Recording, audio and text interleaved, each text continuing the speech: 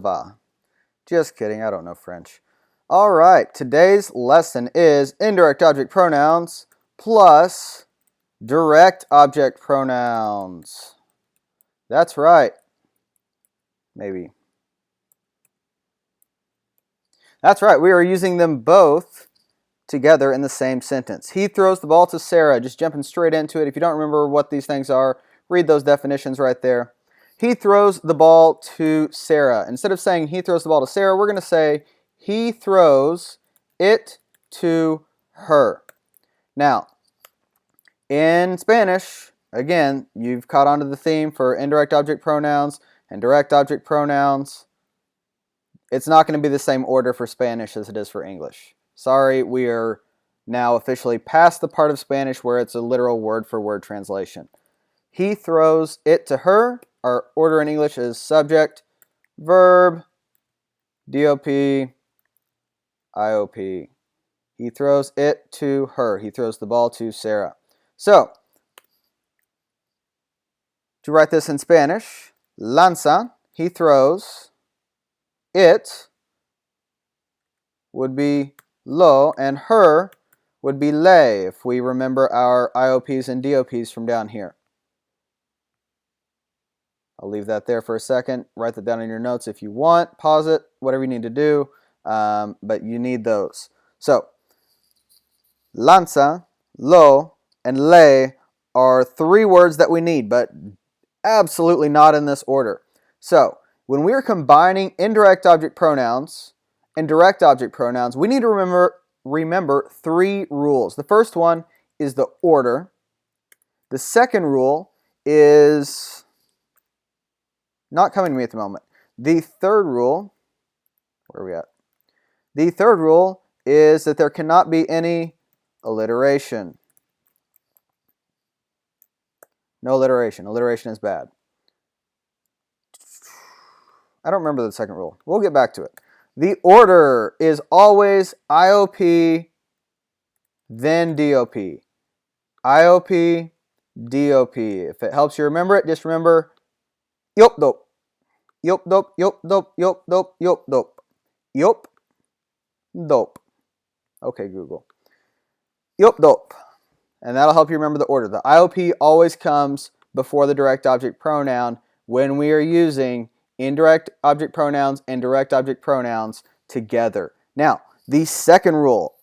Man, I thought if I said it with confidence that it would come to me, but it didn't. So we're going to skip on to the third rule. Alliteration. Alliteration is when we have the same sound next to each other. So what that means is we can never have le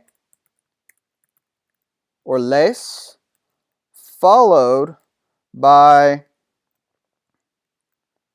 lo, la, los, or las. That's a no-go. Instead, what we have to do is, oh, I'm going to forget it if I don't write it down. Accent. We'll get back to that. Sorry.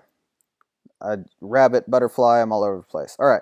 Le and les cannot be followed by lo, la, los, or las. We can't have that lelo, les, las. We can't have that alliteration there, the same L sounds. So what we're going to do is we're going to replace either le or les with se. And what that means is instead of saying le lo doy, I give it to her, le, because of this alliteration rule, would have to change to se lo doy. Again, coming before the conjugated verb. That's always the case. Before the conjugated verb or attached to the infinitive. Se lo doy. So the le changes to a se. Accent. Our rule for accent is that whenever we add two syllables onto an infinitive, whoa, I'm not writing explicitives, I swear. Add two syllables, then you need to add an accent mark.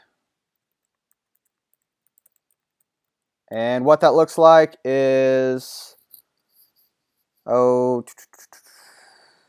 keep this example, giving it quiero dar, I want to give her it. So remembering our alliteration rule, se lo. Quiero dárselo. Now, because I've added two syllables here, now my natural accent is on my second to last syllable because it ends with a vowel. If you remember all the way back to our second week of first semester, way back when.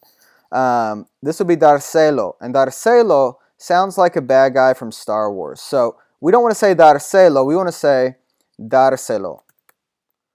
So we're going to have an accent mark on where the natural accent was. Quiero dárselo. So those are the three rules we need to keep in mind as we are combining IOPs and DOPs. We need to remember IOP+DOP.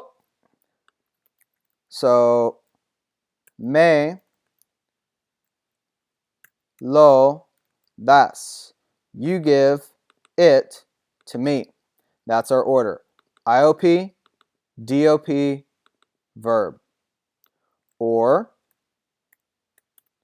we could attach it to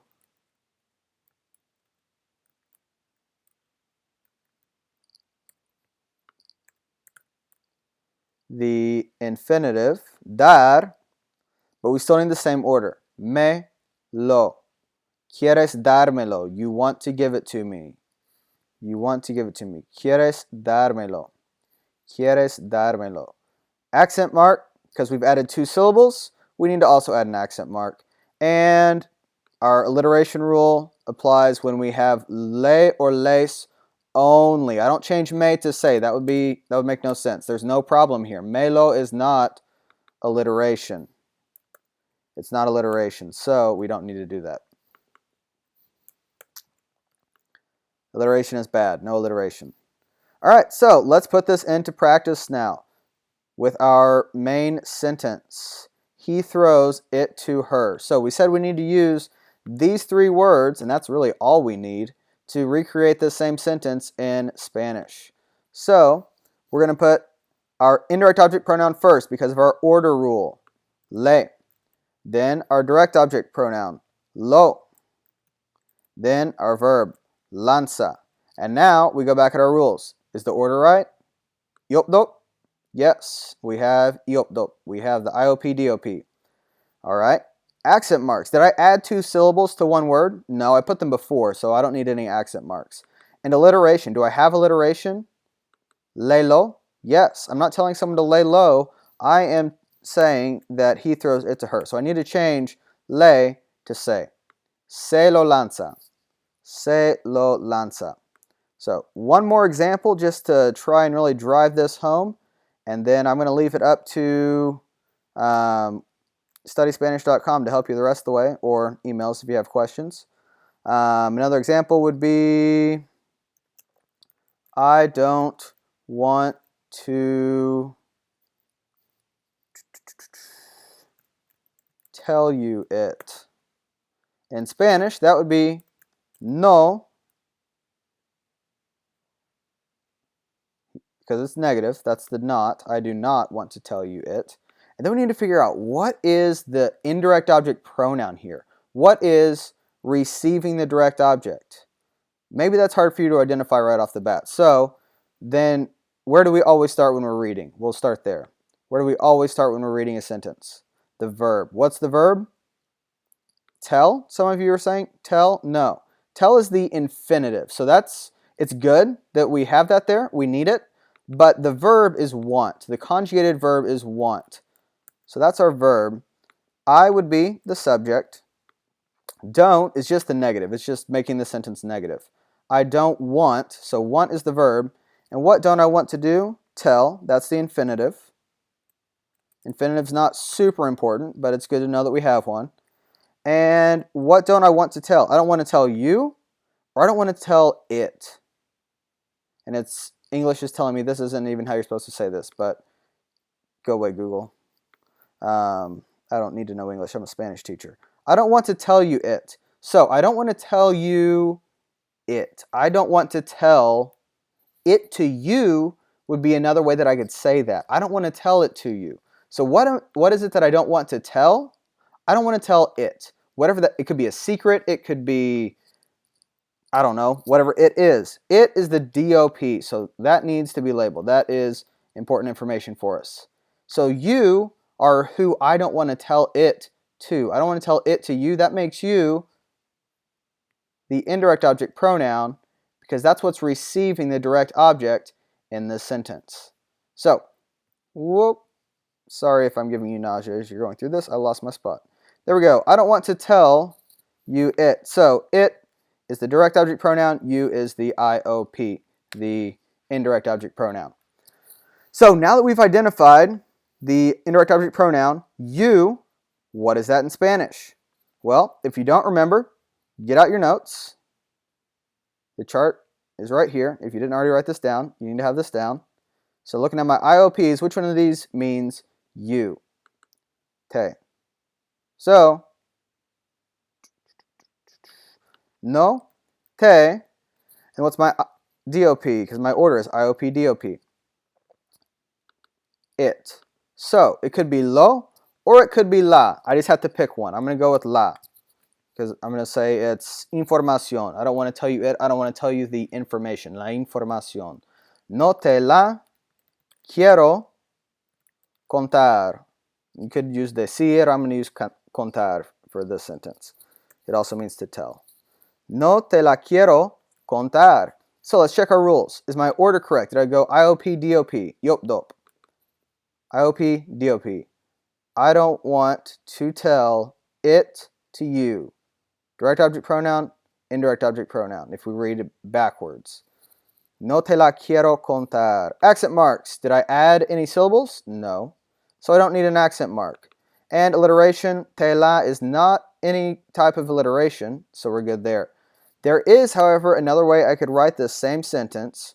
No quiero contártela. Now, it's underlining this in red. That helps because it tells me that I didn't follow one of these rules. Which rule did I not follow? Is the IOP, DOP right? IOP+DOP, te la? Yeah, that's right.